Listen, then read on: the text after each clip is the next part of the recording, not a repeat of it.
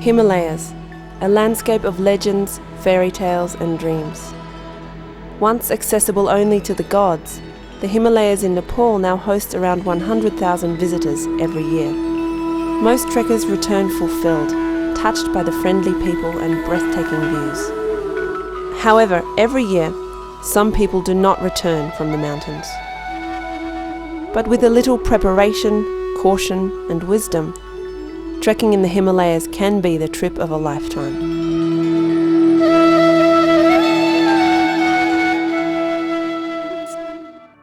Nepal is a place of pilgrimage. Hindus and Buddhists come from around the world to visit sacred temples and the birthplace of Lord Buddha.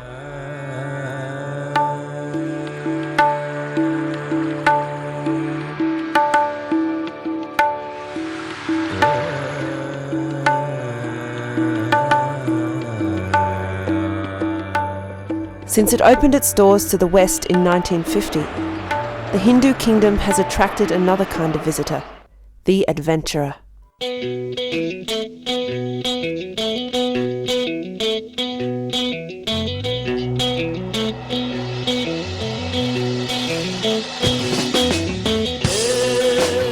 Some come for jungle safaris, to raft the rapids, explore the skies, and of course, to see the mountains. The Himalayas lure people for a different kind of pilgrimage, to trek through one of the natural wonders of our planet, to meet the people who call the Himalayas home, to challenge oneself physically, and for some, to reach the summits of the highest mountains in the world. My opinion of anywhere to go, I think if they had a choice to go one place trekking, I think they should come here. When I got here, I thought, no, this is just wonderful. It's a life-changing experience. I expected it to be amazing, but I think it's been better than I thought it was going to be. Just huge mountains towering above you, and you really are in the wilderness. It's so incredible to be in the Himalayas. I come from California. It's not that we don't have mountains, but nothing when you're standing at 15,000 feet and looking up to 25,000 feet. It's incredible. It's awe-inspiring. The Himalayas hold a unique history of courage, triumph and tragedy. It wasn't until the 1970s that the idea of Himalayan trekking for tourists was born. These days you don't have to be an experienced mountaineer to stand at the foot of Mount Everest or Annapurna. The march to Everest Base Camp that took Hillary more than 3 weeks can now be done by almost anybody in 7 days.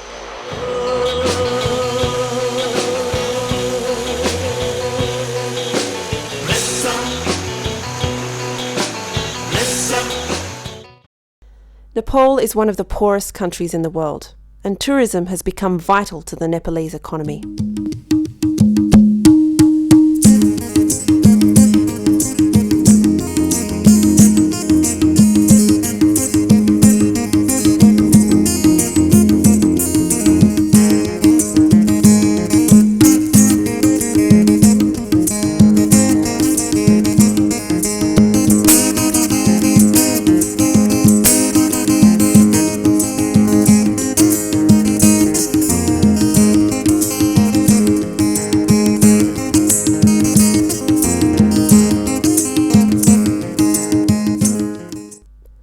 Tourism also brings with it pollution, deforestation, and erosion.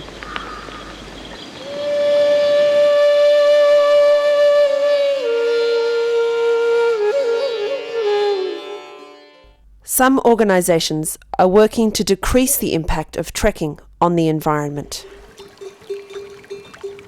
Kathmandu Environmental Education Project, the Annapurna Conservation Area Project, and the Sagarmatha Pollution Control Committee all offer information to tourists on how to trek lightly and minimise their impact. Some lodges are also taking environmental initiatives. Mostly we have big problem of wood here in National Park, and it is strictly prohibited to cut down the trees and the stones here. We use the kerosene and gas for the fuel here, and also for the light we use the wind rotor and solar power. Trekkers need to consider their impact on the environment, but they also need to be prepared for the impact the environment will have on them. This is one of the only regions in the world where large volumes of people have access to high altitude. Most of Nepal's popular treks climb to altitudes of up to 5,500 metres, or 18,000 feet. At this altitude, people are breathing only 50% of the oxygen they are used to at sea level. One study in Nepal found that of those going to high altitude, above 4,000 metres, 42% had symptoms of acute mountain sickness. Recently a woman did die. She apparently had symptoms for many days and didn't like to tell anybody because she didn't want to break the group up or separate herself from her friends. And she didn't want the group to feel upset because she had to go down. But we always say to people that the group will be much more upset if you happen to die on the way. And that does happen. It happens often enough to be pretty awful. Often trekkers have tight itineraries and a determination to reach preset goals. Many trekkers have never been to high altitude before. I do have a few concerns about altitude sickness, but we're in good hands. We've got John the guide and all the Sherpas and that, and he's very experienced, so he knows what he's doing, so it should be okay basically. Altitude sickness does not discriminate between gender, fitness, age, or previous experience at altitude. It is also something that most people expect will not happen to them. Yeah, I've had some experience with high mountain climbing and have never had a problem with altitude sickness, so I'm not expecting to have any now. We're not going as high as I've been before, so I figure I should be okay. I never expected it, just because I do a lot in the mountains, and I spend a lot of time at elevation. Coming up, I felt quite short of breath, and my steps were limited by my breath. Otherwise, I didn't have headache and I didn't have nausea, and that's shortness of breath was really my only symptom. The Himalayan Rescue Association plays a vital role in preventing deaths from altitude sickness and other mountain hazards.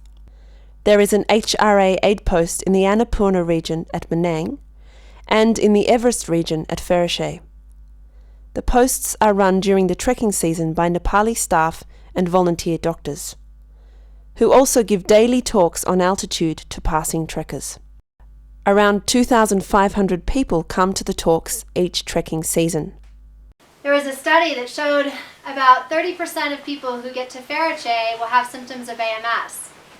Go up to Lobuche, which is the next step that most people go up to, 70% of people have AMS. Formed in 1973, HRA is a non-profit organisation. The medical fees and donations paid by trekkers subsidises healthcare to porters and local villagers. Going to altitude means acclimatising to altitude. You've got to go up in stages. You've got to listen to your body, and you've got to give your body time to adjust to that altitude, the lack of oxygen at altitude. That basically means that if you get the symptoms of acute mountain sickness, then you've just got to rest at that altitude until they clear. I was crossing my fingers that I wouldn't get it, but apparently I've gotten some low-grade symptoms. I'm staying for a second night in the same hotel, and I've come over here to get some of the medication and drinking a ton of fluids. I'm trying to get 3 liters a day through me, so that's my preventative scheme right now. The mechanism, or the pathophysiology as it is known, is due to the lack of oxygen causing perhaps leaky capillaries. You know, the capillaries are blood vessels, and because of a lack of oxygen in the brain or in the lungs, or these are the 2 important organs that are affected by high altitude, then they may start leaking. If someone is not acclimatizing well to altitude, they may develop acute mountain sickness, or AMS. The first signs of AMS are a headache, accompanied by at least one other symptom, such as nausea, tiredness, poor sleep, or dizziness. So when did you start feeling nauseated? About 15 minutes ago. Okay. It just came on suddenly, did it? You think you're going to vomit? Sorry? Are you going to vomit? Yeah. Waking up with altitude sickness was, of course, a disappointment after spending all that time training and, of course, the money to come here. At 3,400 metres, Deborah had a headache, tiredness, and her nausea had become vomiting, the classic symptoms of AMS. But it just hit me yesterday afternoon. It was fine until then. So you couldn't sleep all night? No. Sort of off and on. Kept her awake all night. It's the headache, and then it's just this feeling of nausea. So, it's just don't feel like moving. If my head didn't hurt so much, it would be better, but the head really is annoying. So, and it's right behind my eyes. So you came up fairly quickly. It's a little bit quicker than... But we spent the night at Manjo. Yeah, okay, that's pretty quick. I mean, we spent 2 nights. If someone with AMS is still coordinated and able to walk heel to toe, then their symptoms have not yet progressed to the more serious form, high-altitude cerebral edema. Deborah passed the test. But if she had continued up with symptoms of AMS, her condition could rapidly deteriorate. These symptoms of yours of persistent vomiting and severe headache, if you'd not been able to do that test, it would be cerebral edema. Okay. And you'd be off down the hill. In this case, it doesn't sound like that. So you can stay here and rest here and rehydrate and see how you feel. Okay. But you need to be kept an eye on, and if you deteriorate, you've got to go down. Okay. We kind of really didn't have any expectations. I mean, we kind of made a joke of it, the 2 old babes in a yak tour. We kind of called it that in New York. We didn't expect any problems. We kind of wanted to see Mount Everest. That was the major goal. And everything else was kind of like icing on the cake. Deborah improved remarkably with an extra day of rest at the same altitude. They decided not to go any higher, but were still hoping for the clouds to clear and give them a glimpse of Everest before heading home.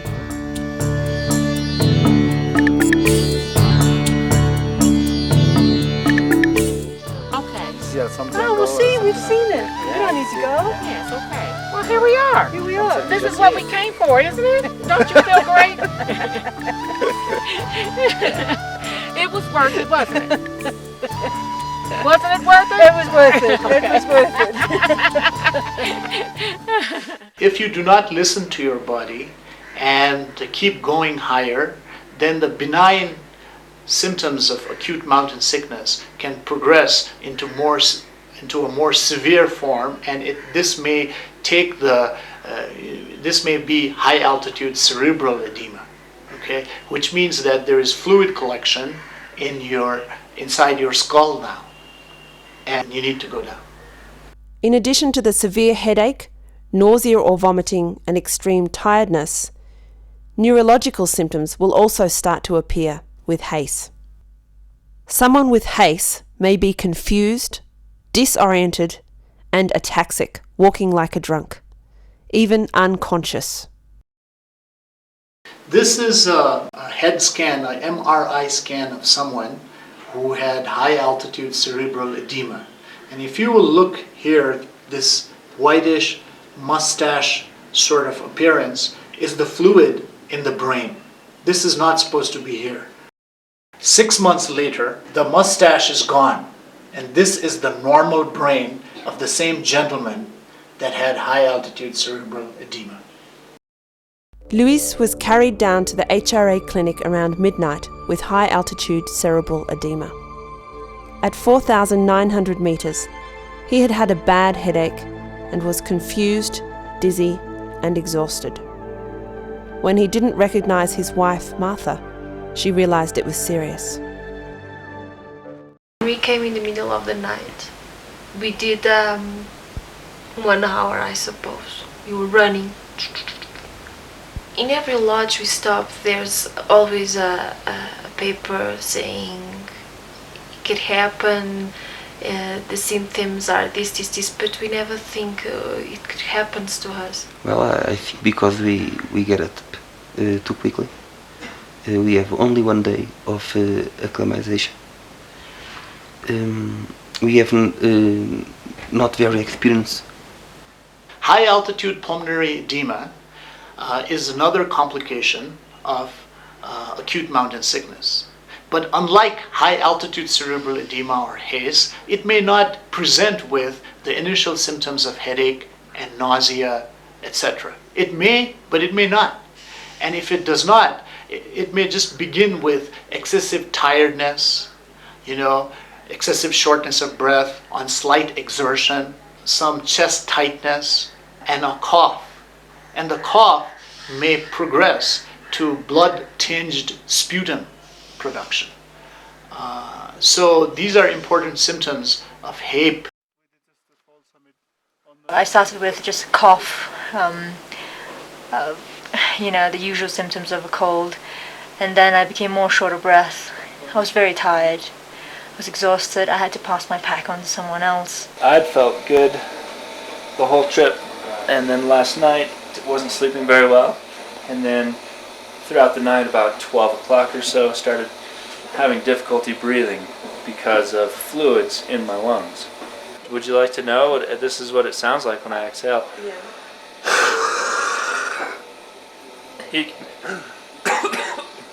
So you can hear the fluid in there, and that's actually quite a bit better now.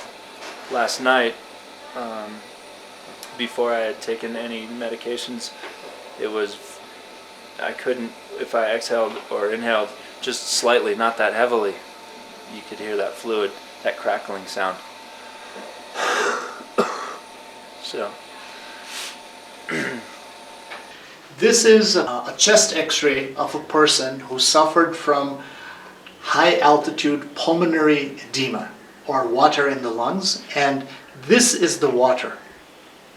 This is supposed to be dark. Well, I hate to be the bearer of the bad news in terms of your vacation. See, your oxygenation is still pretty low. Our best bet is to get that helicopter in here as soon as possible, I think. Cari Kathmandu. हजुर सुन्दैछु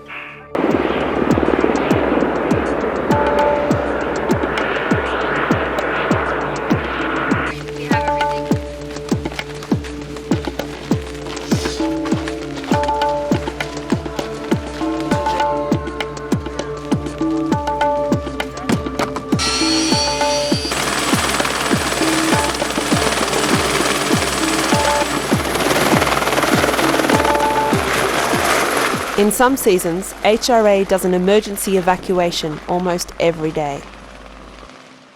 Nobody wants their holiday to be interrupted by altitude sickness. It's common for people to ignore their symptoms or blame them on something else.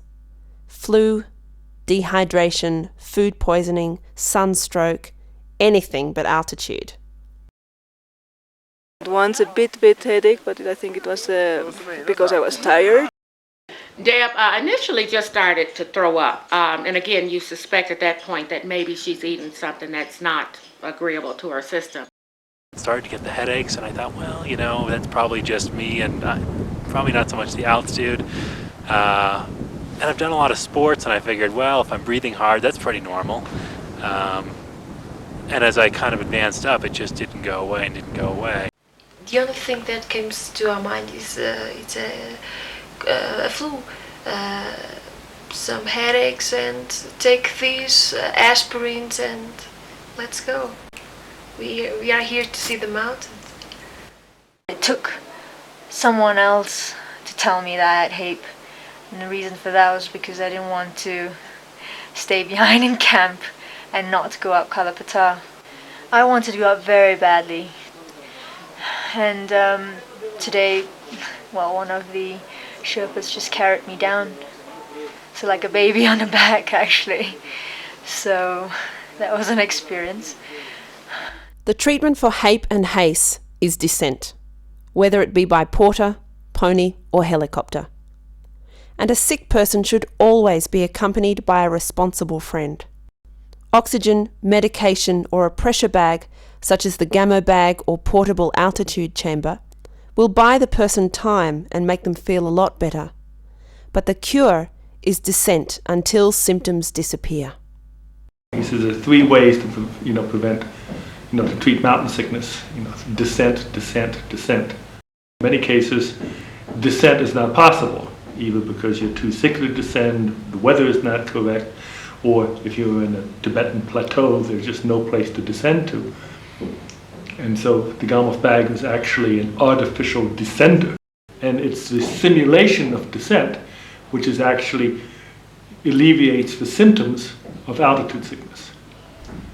Every year in Nepal, people die preventable deaths from HAPE and HACE. But not all of them are trekkers. On the way there's a bit of a sad incident when a porter died. He'd come up with another group and he got cerebral edema at Gokyo. And the leader there was called to see him at about 3 o'clock in the morning. He was pretty sick, nauseated, vomiting, couldn't stand. They put him in a bag, a pressure bag for 1 hour, and then he was sent down with another porter and one of the Sherpas, and he died on the way down. So one more dead porter, really sad. A porter's dependency on their wages often makes them reluctant to admit symptoms. However, their heavy loads and inadequate clothing and shelter makes them particularly vulnerable. Last year सम्म माथि बिस्केमबाट आउँदा के रे मलाई निकै बाटोमा जस high altitude लागेको जस्तै भयो अनि यो त्यस्तो हुँदाखेरि मलाई विदेशी यो कुहिराहरूले अस्पतालसम्म झार्यो. So porters are 3 to 4 times more vulnerable than Westerners, and more at risk of death and injury. And people don't realise that. The International Porter Protection Group would really urge you to go trekking. It's a great form of aid. Hire lots of porters and get that money back out to the villages. But if you're taking them up, especially to high altitude or in bad weather, you've really got to attend to their clothing needs and to shelter at night time, possibly even their food in remote areas. And never send them down alone if they're sick. Someone responsible should go down with them. Stop porters from dying. There are organisations working to make the Himalayas safer for porters. HRA treats porters at minimal cost, and newer organisations such as the International Porter Protection Group and Porters Progress provide education, training and a clothing bank for porters. Ultimately, trekkers themselves need to take responsibility for their porters and make sure they are treated well and return safely.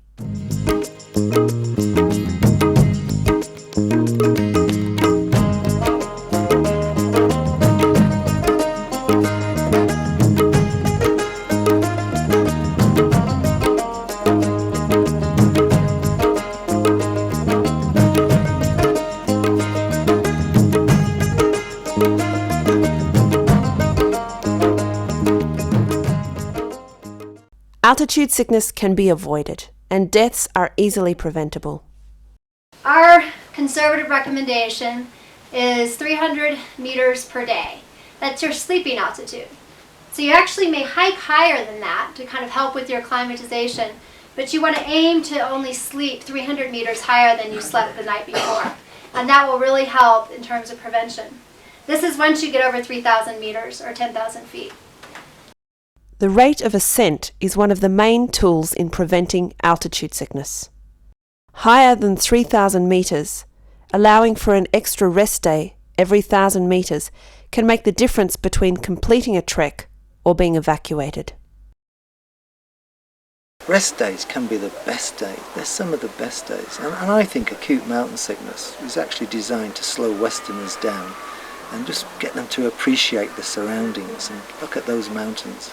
Sit there and just watch people going by. Fantastic. It gave Janet a great opportunity to tour Namche and have coffee in the wonderful coffee shops, call her husband. I'm so glad I gave her this wonderful experience, because had it not been for this, I would have forced her to walk up to Tengboche and she'd have been complaining the whole time. Oh, Debbie, get out of here. You know I wouldn't have complained. Overexertion is another contributing factor to AMS. Carrying a heavy pack or walking too far, too fast will put someone in a higher risk category. It's also very important not to drink alcohol as you're ascending, because alcohol will suppress your breathing, especially at nighttime. And you don't want anything to suppress your breathing at high altitude. It also dehydrates you, alcohol does. So it's important to stay away from alcohol while ascending. And also, along the same line, it's important not to take sleeping pills.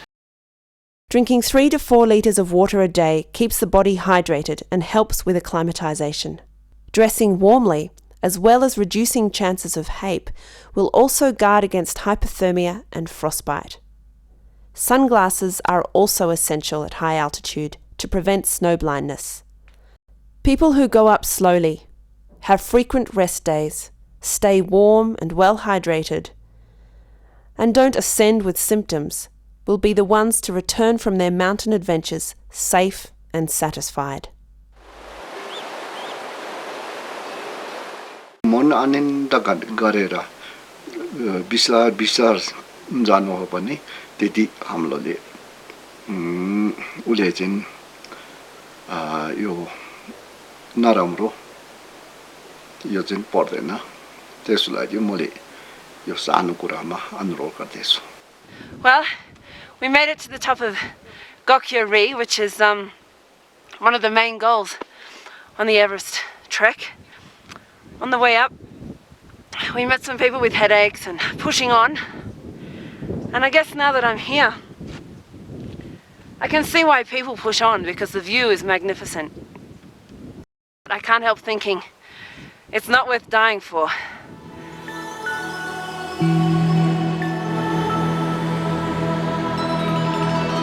If you can make it, it's stunning. It's really beautiful.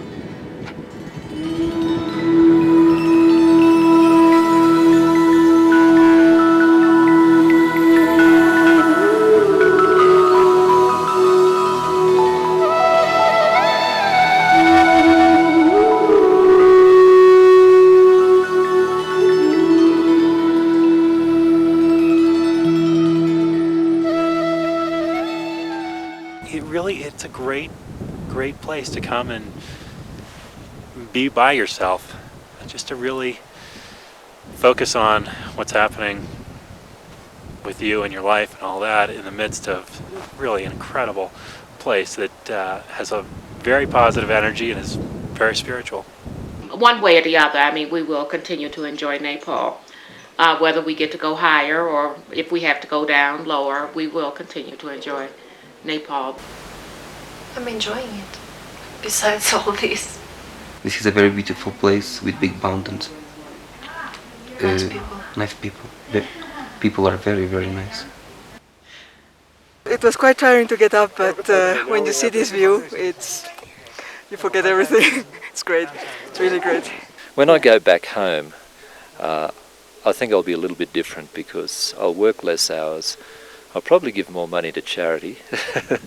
I'll perhaps try and get a time when I can bring my family back here and we can share the experience together and perhaps be a little bit less materialistic. If you really want to meet yourself, do something like this.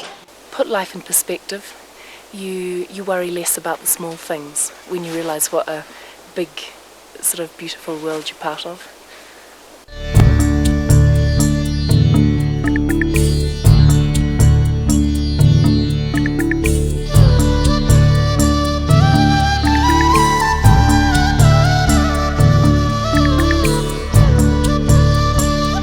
Nepal touches people deeply, calling many travellers to return again and again. The goal of the Himalayan Rescue Association is to reduce the number of altitude-related deaths of trekkers and porters to 0. This can only be done when trekkers prepare themselves, loosen their itineraries, and look out for each other and for their porters. The Himalayas have been here for millions of years. For those who have to turn around, the mountains will still be there next time. And for a wise pilgrim, it's the journey in the end that matters. यो माटीको चौडा भने आगोले नै खान्छ